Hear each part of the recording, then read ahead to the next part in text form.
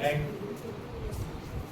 કળિયુગ છે, આ કળિયુગ મહારાજ અને મહારાજના અક્ષરધામથી લાવેલા પરમહંસની આઠમી નવમી પેઢી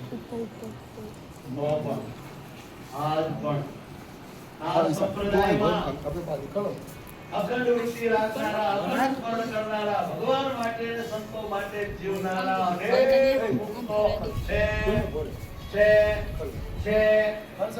બોલો છે. હવે બીજું, મેં એને જોયા છે. બોલો, મેં એને જોયા છે. મેં એને જોયા છે.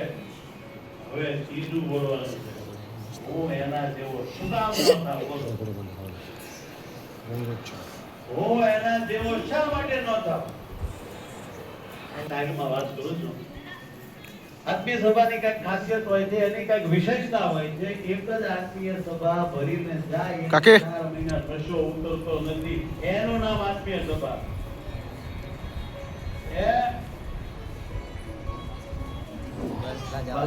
આ બધું ઉપર જો 125મી આત્મીય સભામાં આપ સૌનું સ્વાગત છે. જયપૂર્વક સાડા 4 મહિના વયા ગયા, આગળ જાતા છે. ટેવ સારી ન પડી, નબળી ટેવ ન હટી.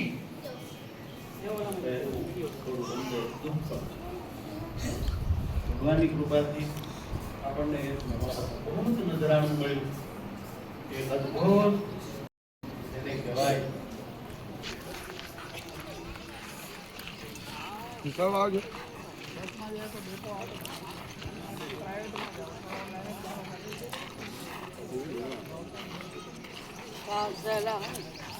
હા બીજો